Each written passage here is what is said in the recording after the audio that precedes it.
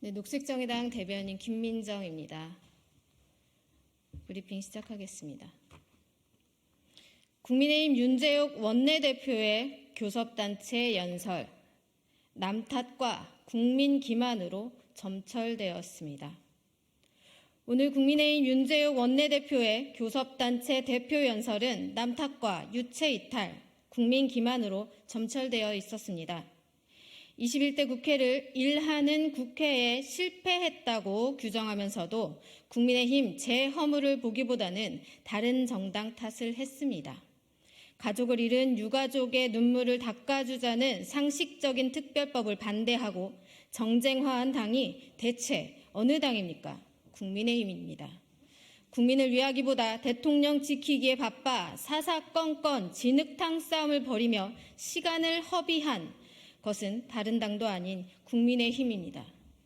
윤석열 정부 21개월을 개혁이라 시켜 세우며 용산 여의도 출장소로서의 본분도 잊지 않았습니다. 안전진단 완화, 분양가 상한제 합리화, 재건축 부담금 완화를 두고 재건축 규제 3대 대못을 제거했다며 자화자찬했습니다.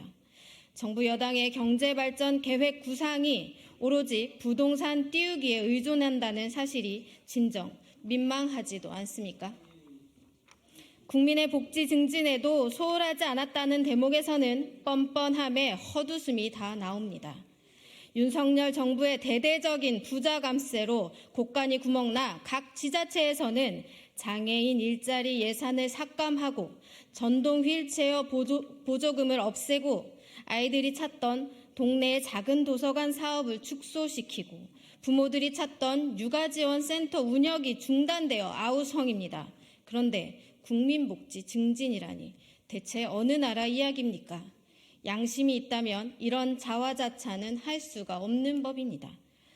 한동훈 국민의힘 비대위원장이 취임 일성에서 밝혔듯 국민의힘은 대통령을 보유한 정책 집행을 맡은 정부 여당입니다. 국민의힘의 정책이 곧 실천이라면 정쟁만 난무하고 민생은 쓰러진 현실에 대해 국민의힘은 책임을 통렬히 반성해야 했습니다.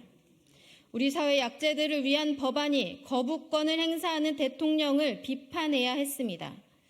무엇보다 불통 대통령의 독단과 국정 운영 실패에 대해 집권 여당의 책임을 고백하는 것이 도리였고 가장 첫 번째가 되어야 했습니다.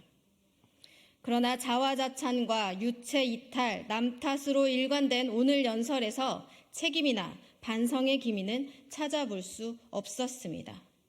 반성을 외면한 오늘 국민의힘 연설은 국민을 정치로부터 더 멀어지게 했습니다. 윤 원내대표가 언급한 맞짱 정치 드라마를 힘있게 이끌고 있는 주연은 국민의힘이 아닌지 되돌아보시기 바랍니다. 이상입니다.